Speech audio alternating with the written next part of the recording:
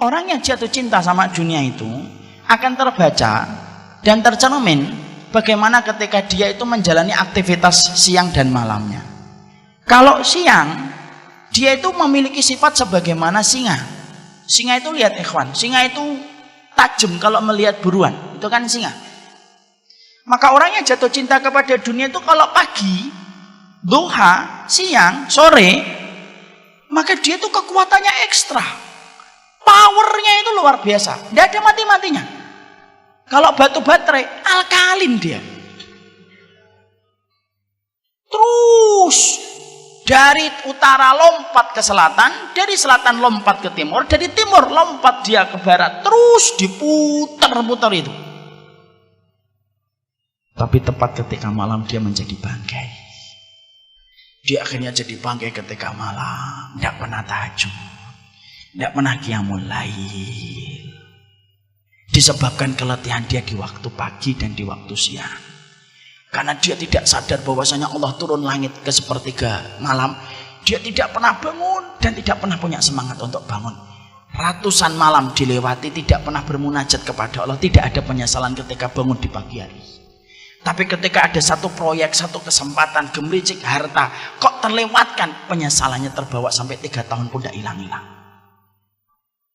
Jadi kalau ada orang, kalau dia memiliki dua sifat, dia kayak keledai yang suka makan, atau sebagaimana singa yang luar biasa ketika mencari harta, tapi ketika malam itu kemudian dia tepar dan tidak pernah melaksanakan sholat malam untuk beribadah kepada Allah, maka itu salah satu di antara sifat orang yang sudah jatuh cinta sama dunia. Padahal maaf ya ikhwan, kita nyari rezeki itu memang bagian dari nafkah dan itu wajib. Betul, saya tidak mengatakan mencari nafkah itu haram, enggak. Mencari nafkah itu kewajiban. Tapi mencari nafkah itu juga kita harus paham waktunya. Karena tawakalnya kita, karena takaran kita kalau mencari harta itu sudah dibuat takaran waktunya oleh Rasulullah. Bagaimana Rasulullah itu menakar waktu kita untuk bekerja? Nabi itu kan sudah menyerupakan cara kita bekerja itu sebagaimana burung ketika bekerja. Taqdu himasan wa taruhu bitonan. Nabi itu menyerupakan tawakalnya kalian itu sebagaimana tawakalnya burung. Pergi di waktu pagi dalam kondisi perutnya kosong, pulang di waktu sore dalam kondisi penuh. Berarti takaran kita kalau kita bekerja frekuensi waktunya itu antara pagi sampai sore. Kira-kira berapa jam? 8 jam sampai 10 jam. Pulang, mempersiapkan dia dan bercengkrama dengan istrinya dan keluarganya bersama-sama, kemudian dia itu mempersiapkan malamnya. Kalau sekarang enggak.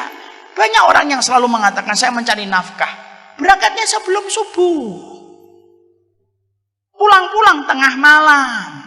Mana ada burung pulang tengah malam? Itu namanya burung hantu. Tapi orang itu ketika akhirnya tidak sadar, akhirnya apa? Semacam itu.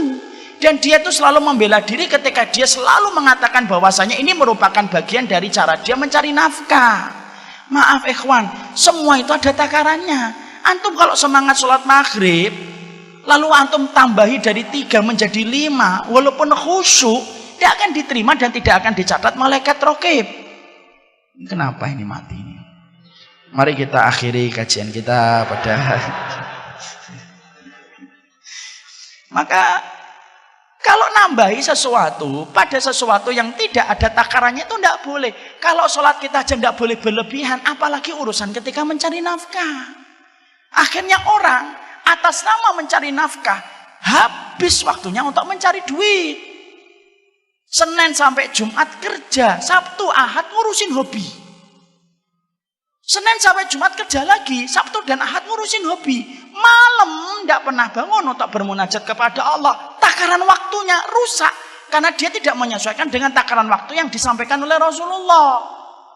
Maka akhirnya kalau ada orang dalam kondisi ketika dia mencari penghasilan atas nama nafkah untuk memberikan kecukupan kepada istri dan anaknya, tapi dalam kondisi takarannya melebihi batasan yang telah dibuat oleh Allah dan Rasulnya, hati-hati. Semacam ini berpotensi akhirnya tersetrum untuk mendapatkan cinta kepada dunia secara berlebihan. Dan akhirnya yang kita khawatirkan itu apa? Mungkin dapat dunia, tapi akhirnya diluputkan dari rezeki. Ini dari pagi nih saya ngomong antara dunia dan rezeki itu beda. Ini dari pagi sejak saya di Jogja. Saya ulang lagi di sini. Antum paham nggak ikhwan? Bedakan antara dunia dengan rezeki. Orang kalau sudah membabi buta untuk mencari dunia, maka Allah ngasih kepada dia dunia. Tapi Allah menahan dia untuk tidak mendapatkan rezeki. Karena beda antara dunia dengan rezeki itu beda. Dunia itu angka deret. Dari nominal-nominal yang kita pengen peroleh itu dunia. Itu dunia. Tapi kalau rezeki cakupannya lebih luas daripada dunia. Karena rezeki itu tidak terbatas hanya angka deret. Allah itu mencela dunia. Tapi Allah itu tidak pernah mencela rezeki. Pernah nggak Allah mencela rezeki? Enggak. Bahkan kalau antum membaca salah satu pada surat At-Tolak, Allah itu mensifati surga itu rezeki. Wa qad ahsanallahu lahu rizqa. Allah ketika menceritakan orang mukmin yang masuk surga, Allah menutup ayat itu pada surat At-Tolak ayat yang ke-11. Wa qad ahsanallahu ilaihi rizqa. Allah telah memperbaiki urusan rezeki mereka ketika mendapatkan surga.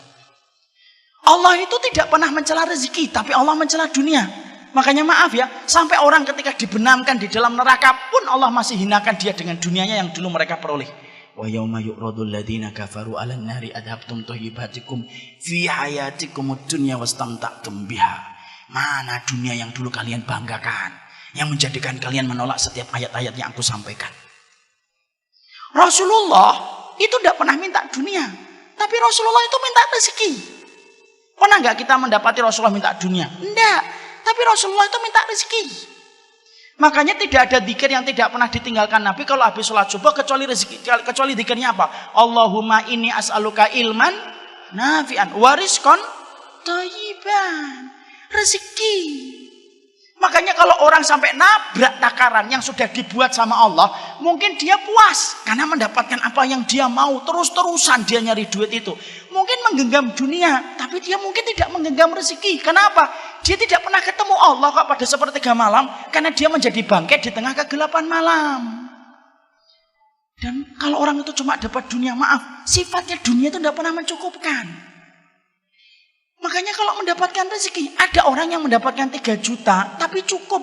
Tapi ada orang yang mendapatkan 30 juta tidak cukup kan? Kenapa? Karena 30 juta itu dunia baginya. Ada orang yang cuma gajinya 3 juta tapi cukup karena itu rezeki baginya.